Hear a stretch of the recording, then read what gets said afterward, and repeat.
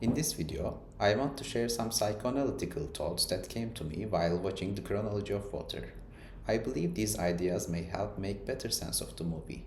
Before I begin, a short warning: if you have not seen the film yet, this video contains spoilers. The movie is based on an autobiographical novel. The story is told through fragments of Lydia's memories in a chronological order. I believe this is a powerful way of expressing her story. As viewers, we are exposed to raw, unfiltered, and often violent scenes, which can sometimes feel disturbing.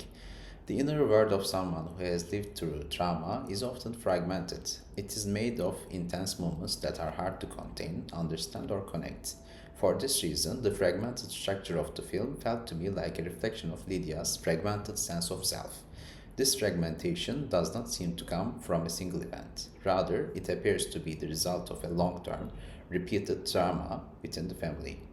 This kind of environment deeply affects psychological development.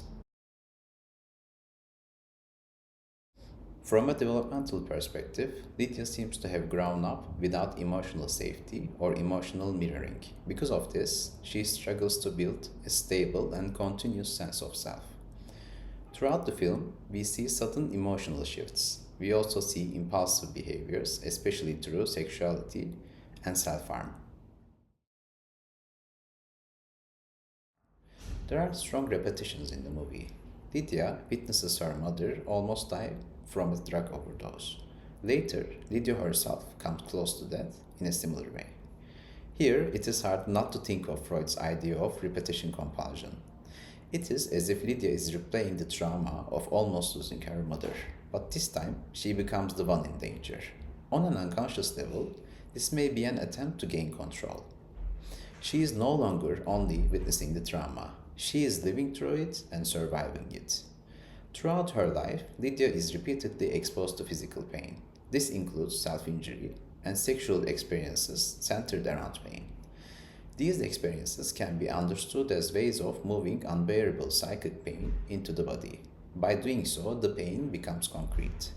This may also protect her from a deeper psychological collapse.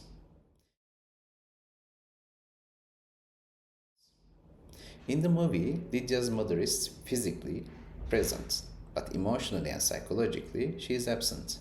She does not protect Lydia from the abusive father. She sees and hears what is happening, yet she does not intervene. The father, on the other hand, instead of being a protective figure, violates the incest taboo. Lydia's line, "Before I hated my father, I loved him," captures this betrayal clearly. This abuse deeply damages Lydia's sense of psychological integrity. At this point, I am reminded of a line from Estelle Waldon's book, Mother, Madonna, and Whore. Secrecy becomes the new taboo once the incest taboo has been broken. No one knows, or rather, no one acknowledges. The mother's failure is not about absence. It is about being present without being able to protect, contain, or regulate.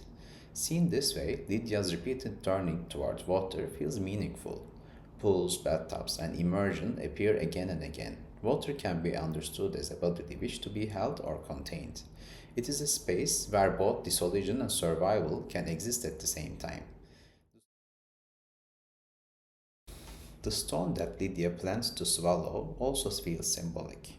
It suggests an internalized maternal image, something taken inside, but unable to nourish or sustain life. Even if we do not know what happened in external reality, on a psychic level, there appears to be a meaningful connection.